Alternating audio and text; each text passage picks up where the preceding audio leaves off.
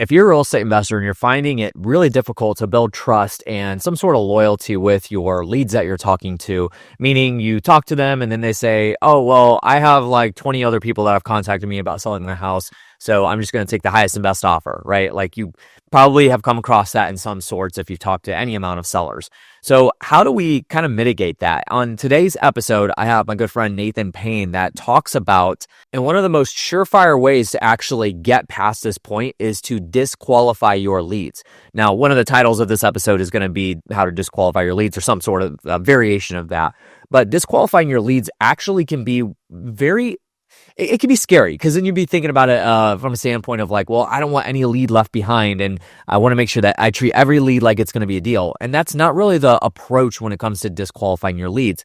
A lot of it just basically means talking to your sellers, figuring out if you are the solution for them. And if you're not, then being able to help them and move past that in some sorts.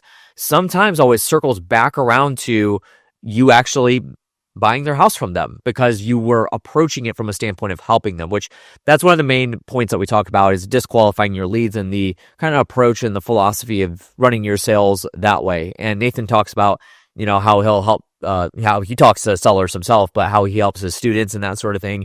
And it's just a very, very genuine way of helping your leads, especially depending on what part of the country you're in. So for me, I'm in the Midwest, or if you're in the South, people are a lot more hesitant about those who are trying to get to the quick sale and get to the quick close, whereas the people that are giving more time and effort into building the relationship with the seller typically do get the deal locked up. The other thing is ethics and empathy. Just showing empathy and some sort of ethics with your sellers and genuinely trying to help them and care about them.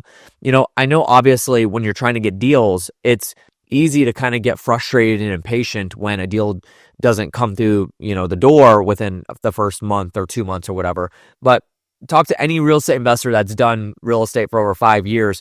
Every single person will tell you that they've locked up a deal that's taken more than a year or so. Just a follow-up and pure talking to the seller and understanding their needs, their situations, because every situation is going to be different. So showing empathy and trying to find a solution for the seller is ultimately a lot of times from a sales perspective and from a marketing perspective too. It's one of the best marketing tactics that you can approach, because they're just going to become a loyal fan of you the more and more that you help them. So that's what we're going to talk about today on this episode. I'm really excited to have my good friend Nathan Payne. We're going to be talking about disqualifying leads. It's going to be one of the main points and one of the things that we dig into. So hopefully you guys enjoy today's episode. Take plenty of notes, and we'll see you on the other side. This is the REI Marketing Weekly, and I am your host, Josh Kohler. And I'm super excited to have an incredible guest on the show. I've actually been on his podcast recently, and this is going to be one of a very entertaining episode. I love getting to chat with Nathan Payne and get to learn about what he has going on and that sort of thing. He runs a fantastic show, by the way, as well. We'll have him talk about that and his painless flipping processes and the programs that he has going on as well. But Nathan, welcome to the show, man. How you doing? What a pleasure. It's an honor to be here. It's an honor. I'm going to take that as it. I appreciate that. Yeah, man. You're a cool guy. I'm ready. Let's do it. Yeah, so let's do it, man. So before we started the episode, I asked you, hey, conversation-wise, marketing, sales, what are we going to talk about? And you said sales is your bread and butter, but it's the bread and butter. Well, hold on though. You said when it comes to marketing, to you, it's just like doing the work. I want to talk about that for a second, then we can go into sales. But when we talk about marketing to generate leads, to build brand, whatever it is, a lot of times we're looking for what's the hottest new thing? What's the latest and greatest technique to be able to, how are people using AI to market or using AI to follow up with leads and that sort of thing? It's whatever's hot. But a lot of times it's just doing work on things that actually work and have worked for a long time, consistency. So when we talk about marketing and the first thing that came out of your mouth was just do the work, explain that to me. What do you got going on? Well, man, I want to give you a shout out because when I first joined the family 2 or 3 years ago, you were the first Thursday call that they popped in, and it was about content creation. So basically everything that I did to start off was because of you. You basically just said shoot long form and then cut it up. And I was like, all right, man, this guy knows what he's talking about. Let's do it. So what I mean is doing a lot. When I joined the family, I had no idea if what you said worked, man. I just was like, let's do it. right? Yeah. So that's what I mean. Like, sometimes you don't know. You don't really know. For at least for me, like in the beginning, I don't know like if it's gonna have that the reaction that like some people might have, or like the results that some people might get. So my journey in life has just been like, let me just do what some people say consistently, and let's see the results I get. So that's been my experience in marketing.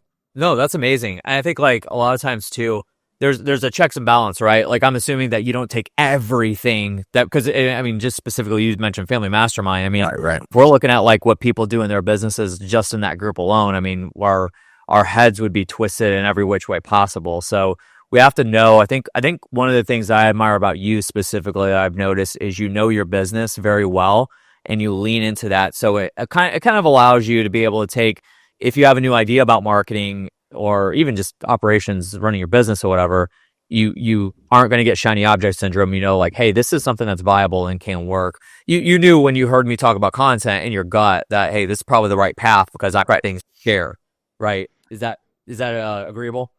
Agreed. So like obviously you don't want to listen to the advice of people that you don't like know or trust or believe that they know what they're talking about, right? So yes, I would agree with that completely, yeah.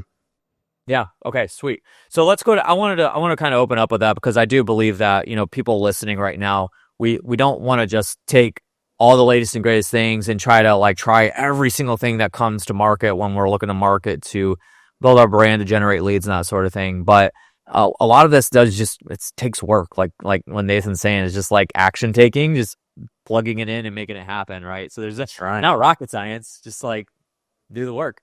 Just got to get a VA to do all that stuff for you, and Yep. eventually AI.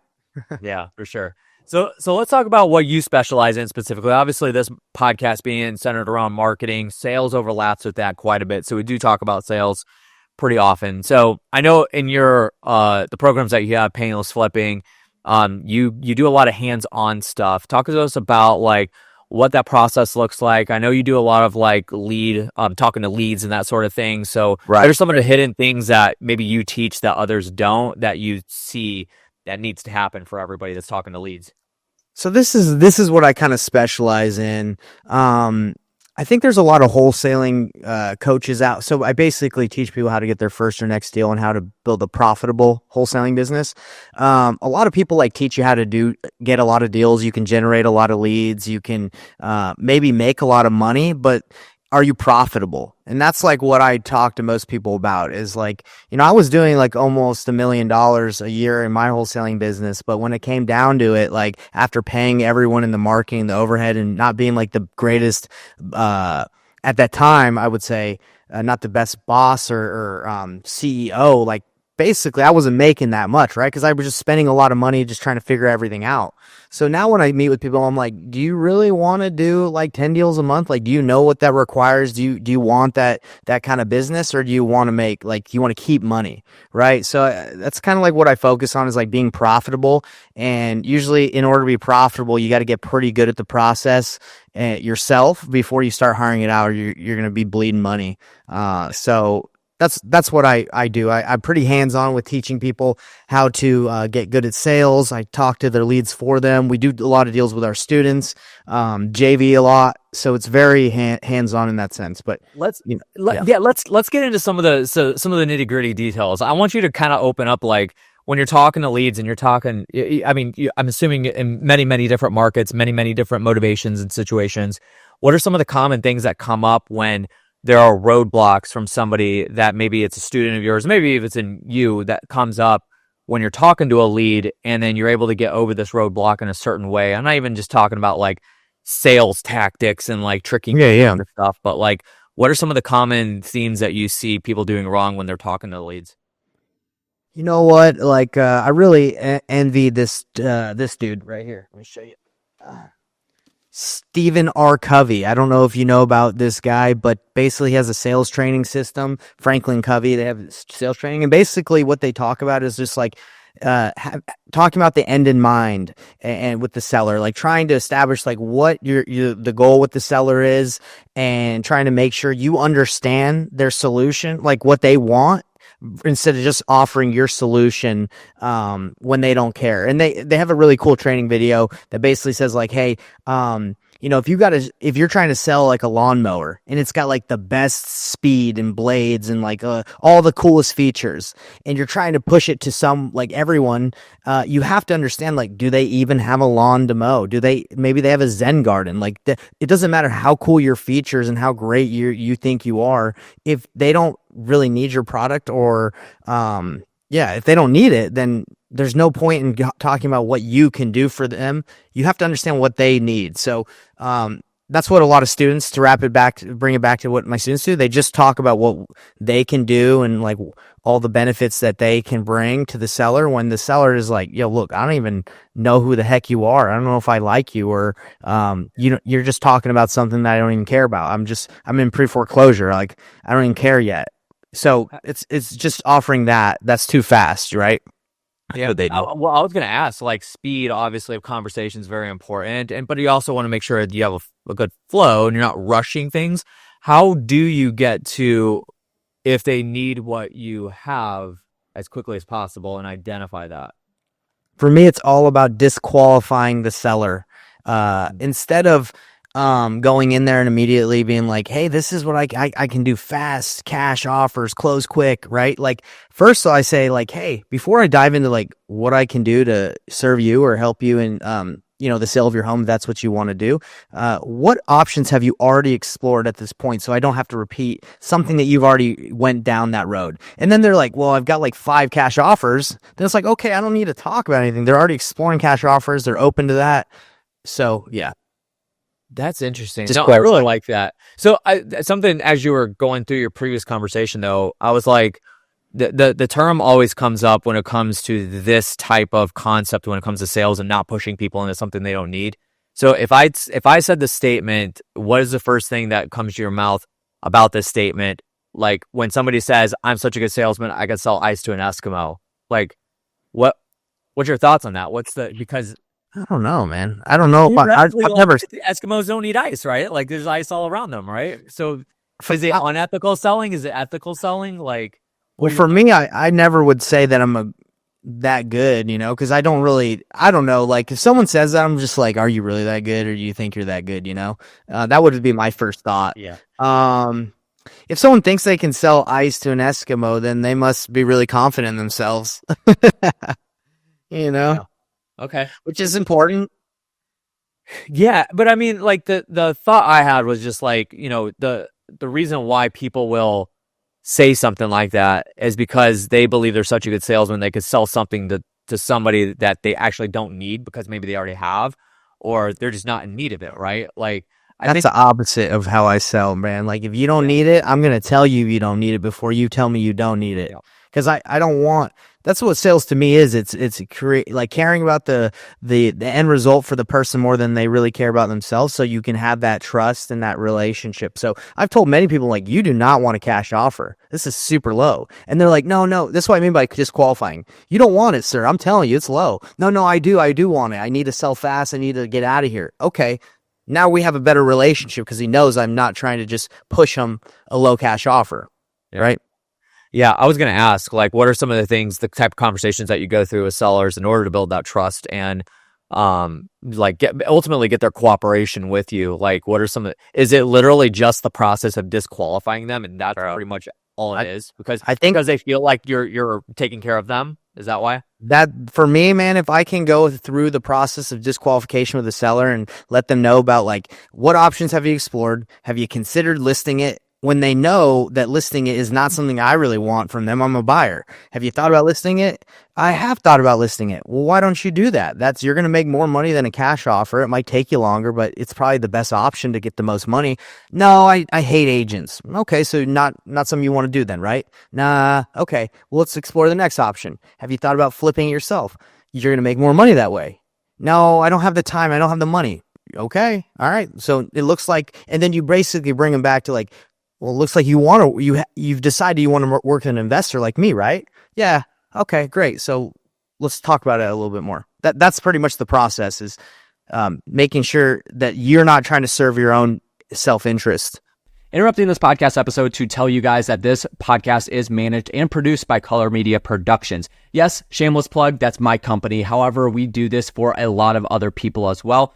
most people that we work with are in the real estate investing space. So if you're listening to this podcast specifically, you probably are a real estate investor, given it's called the REI Marketing Weekly. If you're somebody that either wants to start a podcast or you have one going and it's becoming a little bit of a hassle, you're looking to transition to somebody that works a little bit better with a fluid motion in terms of you get the recordings done and then they do everything else. Well, that's what we do. We do fully managed podcasts from start to finish, video, audio, show noting, the graphics, publishing, everything that goes into it. It's a full service business that we run here in a service for you as a real estate investor if you are running a podcast. Additionally, we also do social media and YouTube management as well. So all of that being on the organic side, if you are interested in learning more about working with us and just recording content with guidance and strategy set by myself personally, and then not doing anything else after that, where we're taking care of everything from start to finish, then make sure you go check us out at colormedia.com, CULLER media.com. Hit us up there and we can learn more about working together, hop on a phone call and see what we could do for you. Now back to the episode. Yeah, for sure. So to me, it sounds straight up like you're disqualifying, you're going through the process of disqualifying the options that they are or are not going to take. And then ultimately they're going to end up somewhere. Do you find that oftentimes somebody will start off with like, obviously most sellers are going to start off with their guard up, right? So the objective is to remove that as fast as possible. But do you find that tactic works a lot and like obviously builds trust very quickly with them? Does it happen where you actually do lose the lead often, or does it typically come back around in some cases? It just depends, right? Like, for example, if I'm talking to someone and they are in the very beginning process of trying to decide to sell their house, like they're not going to sign a contract today for me to buy it, right? Like it's just, they just started thinking about it. So if I'm like, hey, have you thought about listing it? Well, I have an aunt named Susie who could list it for me. Why don't you go with her? You already have the relationship. She's going to treat you right. Like you're much rather go with her than me that you don't really know. So if I don't uncover that thing, I'm going to go ahead through the whole process, make my cash offer, and then she's going to be like, thanks for your offer. I need to call Aunt Susie. So for me, it saves me time because if I don't talk about those things, which are roadblocks, you're talking about like yellow lights, it's going to happen eventually, right? It's like the husband not being there. And they bring that up and you're like, oh, whatever, you can talk to him later. You go through the process and then you're like, here's my offer. They're like, I need to talk to my husband. First, we're like, hey, well, let's get your husband on board because I don't want to have to do this twice. Yeah. Right? Yeah, for sure. So my follow-up to all of this, which is all gold, I think this is some of the best kind of like sales. It's very simple, but ultimately it's just caring about the person that's on the other side of the phone and showing some empathy through that. Whether it's obvious empathy or not. But to me, the follow-up to this would be, now what does your follow-up process look like? Because obviously there's follow-up processes out there in people's marketing and sales where it's just way over-exaggerated. It's way too often. You're going to annoy the sellers. You're going to get blacklisted on every single platform. Like, what does your process look like from there? I think the important part of this is to maintain that very strategic relationship with them, because you've now built that trust with them and you don't want to lose that because they're not going to sell to you right away. They may sell to you 6 to 12 months down the road. How do you maintain that throughout the process without annoying them or getting blacklisted? It's a good question. So I'll answer that, but can I pulled up I have like quotes I like to write. Pull that out. I was like, what has he got going on here? So this is a quote I really like, and it is also kind of what you said about sales. So this is a quote from a wise man that said, if I were to teach someone to be a good salesman, I would first teach them to be a good man. So I like that quote because it's like, everybody thinks about like all these tactics, but if you really care about people, the trust, the being genuine, like people, that goes a long way. So to answer your other question about like, how do you maintain that follow-up that's genuine and not annoying that will get you blacklisted or they'll block you? When you disqualify that seller, right? When you say, hey, go talk to Aunt Susie, right? Like, she might be a better option for you. So and if that conversation is like, okay, thank you, that's actually a good idea, I will do that. Your follow-up isn't really awkward or weird because you're checking in on that last thing that you talked about. Hey, How was that? How was that conversation with Aunt Susie? exactly. Like Got it. you're just trying to get that person closer to the closing, like the closing table. Yeah. And that's what your follow-up should be. Like a lot of like this automatic follow-up that you're talking about, I think it's like you never had a good conversation. You really don't know what their needs are or where they're at, and you're just blasting them. They're like, I don't even know who this guy is. Forget this guy. But I'm hitting them up with, hey, I'm following up because remember you were going to look into some contractors. You're going to flip it yourself, which I think is a good idea. Have you done that? Uh-huh. It's with purpose. Following up with purpose is the key to a good follow up. I've been following with a guy for like 2 years, and it's not. We're still buddies because he's following up on he inherited a property and he's waiting for one person to sign the document, and his attorney's taking forever on it. So every time I call him, it's not like, hey man, you still selling? It's more of like, hey, where is that at in that process? Yeah. Yeah. You're picking up where you left off in the conversation as opposed to just trying to prod the sale essentially. Because people can feel that, right? Like I think it's in our human nature to be able to determine, it's the car salesman. When you go into the car lot, you're automatically looking for that dude that's hiding behind the cars that's going to pop out and be like, hey, what are you looking for? Yeah, exactly. Like, you know what they want because they want the sale of the car. But when you come across, I feel like too, I mean, this is probably something you run into as well in conversation.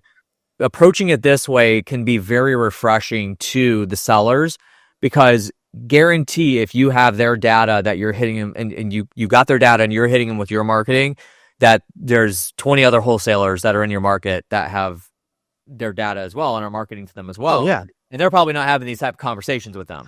Yeah, and I beat out a lot of wholesalers all the time because I'm not necessarily the buyer who wants to buy your house only, right? I got one offer for you and that's it. I'm the guy who's like, hey, look, I'm helping you make the best decision. And if you got like 10 other offers at like 150, I might be able to get a little bit more than that. Maybe I can't pay that, but maybe I know someone that can. Do you mind if I check out my network to see if I can beat the other offers? So it's not just me one-sided, like I have to win this. Like it's a collaboration, right? Like it's a consultation. Interesting. That's good. So I appreciate all this, man. This has been really, really good information. I told you it's going to be short and sweet, but one of the things I kind of want to leave off with is so we're rounding out at the recording here. We're rounding out the year of 2024 going into 2025. What are some of the things that you're going to be starting up with in marketing or sales going into 2025 that maybe you're looking forward to, or even winding down in 2024? Maybe you've already started. What are some of the changes that you're going to be making in your business from a marketing and sales perspective? So this is something that I'm rolling out a little bit. I'm always hands-on with my students, but like we want to guarantee results, right? That's why people pay so much money for coaching, right? But when you get people like the keys to the kingdom, like you don't know even if they get the exact blueprint, that doesn't mean they're going to be able to get a result, unfortunately, right? So I'm excited. I'm going to roll out like I'm going to get you a result because I'm going to do the deal for you, okay? Like we're working, like you generate the lead, we'll talk to it, we'll dispo it. Just because like it's honestly, bro, like it is, there's a lot of steps in wholesaling. And even if you have ChatGPT or me lay out everything you need to do, there's all those nuances of like the conversations we're talking about, people trusting you, people liking you. So that's something I'm going to be doing. Now, does it mean I'm going to take on less people? Yeah. But does it mean I'm going to be able to provide better results? Yeah. Yeah, for sure. It's cool to hear, man. I appreciate you laying that out for us. So as we wind down here, I want to give you the opportunity, this is a short and sweet episode, but I want to give you the opportunity to be able to tell my audience about yourself a little bit in regards to how to connect with you, what programs you have that people can be involved in, and, talk about that. So I have the best way to get a hold of me is my Facebook group. It's Painless Flipping, Wholesaling Real Estate Simplified. I do a free training every Thursday where I give away a free bonus. I tell you how to use the bonus, and then I send it to you. Okay. And then obviously if you can't make it live, because not a lot of people can, I send you the recording. So I got your back. And if you want to work with me one-on-one, it's pretty simple. You just have to apply, and then we have to see if we got room or if we're a good fit. So that's usually how people can work with me. My goal is to help you get deals consistently. And it takes time, especially if you're new. So you got to start one step at a time. And last thing I'll say about it is I run an apprenticeship model. So it's not like a mentorship where you come in and you just get like all the information and weekly calls. It's like, no, like you're gonna watch me make calls. I'm gonna watch you make calls. We're gonna talk about it. So it's a true apprenticeship, not a mentorship coaching program. So yeah, amazing. And I've known a few people that have gone through Nathan's programs, and they absolutely love it. And you guys can just hear from the way that he handles these calls. I mean, he's getting deals, and it's real-time stuff. So make sure you take advantage of it. We'll have the link to his Facebook group down below in the description and the show notes. So make sure you do connect with that. Nathan, this has been a short and sweet episode, but man, I appreciate all the value. I think one of the biggest takeaways was just the way that you actually, it was the quote. If say that quote one more time that you pulled up in your book, because I don't want to butcher it. It's important because this is really good. This encapsulates honestly the entire episode in which we talked about, right? So yeah, I could recite it, but I want to jack it up, So what's the if I were to teach someone to be a good salesman, I would first teach them to be a good man. Mm-hmm. Yeah. So care about who you're working with. That's what it means.